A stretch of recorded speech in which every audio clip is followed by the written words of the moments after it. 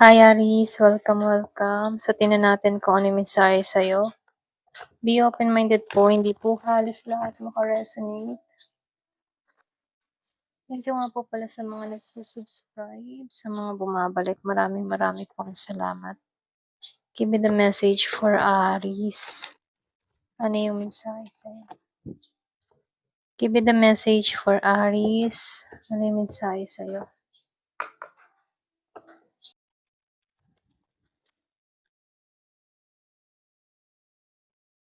So, sinasabihan ka dito, no? Huwag ka mawawala ng pag-asa. Kumbaga nakikitaan ko dito kung meron kang mga dinadalang bigat na kalooban or kung meron kang mga pinagdadaanan sa buhay sa panahon ngayon ano, huwag kang mawawalan ng pag-asa. Kasi ang swerte ay nasa kamay mo na, okay? Kumbaga meron kang hatid na swerte, merong parating na blessing, merong parating na sorpresa, okay, biyaya. Kumbaga dito kapag ikaw ay hindi nawawalan ng pag-asa, merong miracle ano na mangyayari or magaganap. Kumbaga yung paniniwala natin, ito yung bumubuo ng milagro sa buhay natin, okay? Ayan, pasensya na sa tahol ng aso. Give me the message. So, dito, no, yung iba sa inyo, meron ditong kagalakan, kasiyahan na mangyayari sa'yo. Ayan, matatapos na yung mga lungkot-lungkot na nadarama mo, no?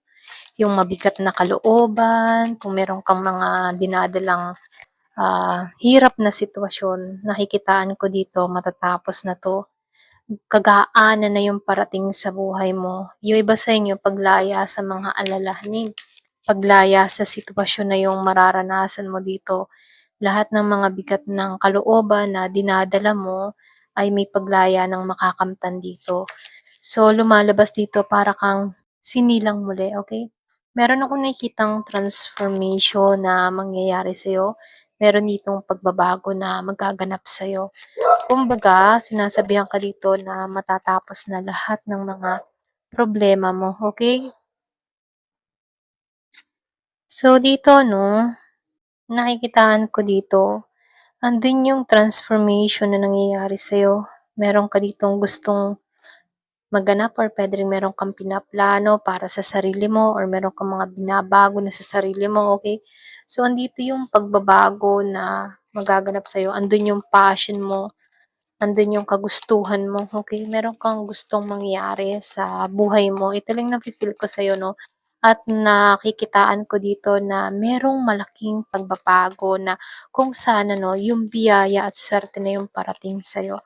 So dito, sinasabihan ka dito, no, panatilihin mong maging positive, ipagpatuloy mo lamang yung mga ginagawa mo, ipagpatuloy mo lagi na ikaw ay yung energy mo dito ay buong buo, yung kagustuhan mo, dun ka magtuon sa mga masasayang kaisipan ano, nang sa ganun ano, maganda yung daloy para sa'yo, okay?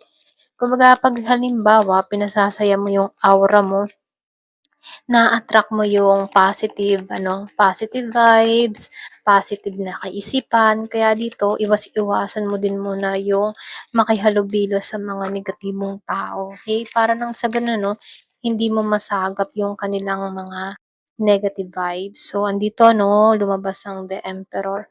Nakikitaan ko dito 'no, unti-unti kang lumalago, unti-unti kang nagma-matured sa mga pinagdaanan mo sa buhay. Yung iba sa inyo marami kang na-experience, okey? Puwedeng naka-experience ka ng kabiguan, so lumabas nga 'no.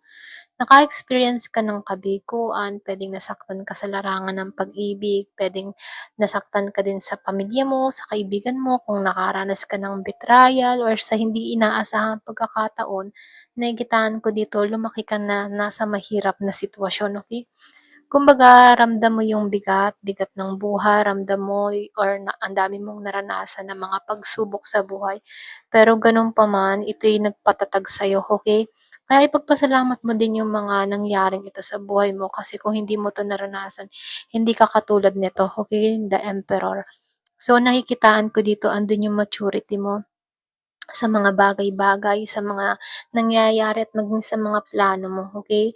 Ikaw yung may control sa sitwasyon mo. So, nafi-feel ko dito meron ka ding disiplina para sa sarili mo. Alam mo kung ano yung bang alam mo kung ano yung naghihintay para sa'yo or alam mo kung ano yung kag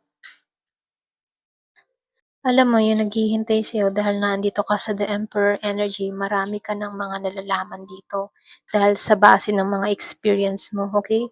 So dito 'no, nakikitaan ko dito, nakaranas ka din dito na puwedeng inilagay sa third party or puwedeng, napagloko, binitray, okay? Kasi nakikitaan ko dito, meron ditong tao na hanggang ngayon nasasaktan pa rin yung puso niya rito or puwede ring sabihin na ito yung unti-unting nagpapabago sa kanya rito 'no. So meron akong nakikitang darating sa buhay mo, yung iba sa inyo is Scorpio, Cancer, or Pisces. Merong pagkikita, okay? May pagkikita puwedeng kaibigan mo 'to or puwede ring, um, ex or puwede rin namang bagong tao 'to. So nafi-feel ko dito kung meron kang nakakausap, meron ditong pagkikita na mangyayari, okay? So dito 'no, nakikitaan ko dito, yung iba sa inyo puwedeng ex 'to, okey? Puwedeng gusto ka nitong kitain kasi mahabang panahon 'to na-stuck sa sitwasyon. Lumalabas dito na merong na-stuck.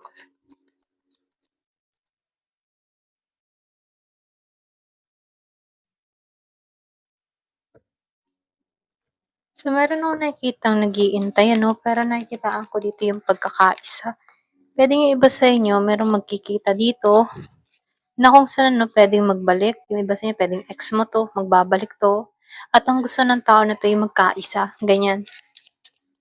Mahabang panahon din 'tong na-stuck 'tong tao na 'to. Puwede ring sabihing mahabang panahon siyang natenga or puwede ring nakapag-isip-isip siya rito, okey? So dito lumalabas ano, gusto ng tao na 'to ng panibago sa'yo, bagong experience muli sa'yo. So nakikitaan ko dito nakamasid pa rin 'tong tao na 'to sa'yo sa malayo, okey? Iba sa inyo, kumbaga hindi ka pa rin nakakalimutan ng tao na 'to. So yung iba naman sa inyo meron akong nakikita ditong taong nakatingin. Meron akong nakikitang Virgo, Capricorn, Taurus kung meron kang kadiling na ganito 'no. So nakikita ka ng tao na 'to nagsusumikap, nakikita ka ng tao na 'to na busy ka sa iyong mga ginagawa, puwedeng meron kang mga ginagawa sa social media. So nakikitaan ka ng tao na 'to, ito lang yung nakikita ko 'no, kumbaga puwedeng nag-stalk or puwede ring sinisilip-silip ka, kung ano yung ganap or nangyayari sa'yo, okey? So the Wheel of Fortune ano, so nafi-feel ko dito meron kang magandang kapalaran. Merong transformation na mangyayari sa'yo. So, nakikitaan ko dito merong pagbabago talagang magaganap sa'yo, na kung saan nagiging kang matibay ngayon ano, nagiging matibay ang kalooban mo dito. Alam mo na yung hangganan mo. Alam mo kung hanggang saan ka, okay? Ganun ba? So, nafi-feel ko dito may control ka sa sitwasyon, nagiging matured ka sa mga desisyon na ginagawa mo, may plano ka para sa sarili mo, at may direksyon, okay? So, lumalabas din dito yung iba naman sa inyo na ibalik mong mali yung katatagan mo, yung tapang mo, yung lakas ng loob mo, or puwede rin dito ka patungo sa malaking pagbabago, okay? So, tingnan natin ngayon kung ano yung mensahe sa'yo ng angel number. Give it a message for Aries.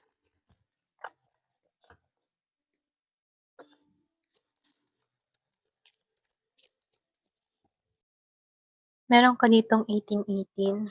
Kumbaga lumalabas dito, mafo-fulfill mo yung purpose mo. Ano ba yung layunin mo? Ano ba yung pangarap mo? Ano ba yung gusto mo? So nafi-feel ko dito mapagtatagumpayan mo 'to kasi kapalaran mo 'to. Puwedeng kapalaran mo magtagumpay, kapalaran mo magbago, or puwede rin sabihin patungo ka talaga sa pagbabago. So dito, nakikitaan ko rin dito na meron kang destiny na naghihintay sa'yo. Kumbaga kailangan lang dito ng pagkilos, okey? Or puwede ring nakikitaan ko dito, yung destiny na yung naghihintay sa'yo, okay? So, kung madalas mo makita yung 1818, sinasabihan ka dito, merong purpose ang lahat kung bakit mo naranasan 'to, okay? So, ito lang yung mensahe sa'yo, ayan. Thank you for watching. Love and peace.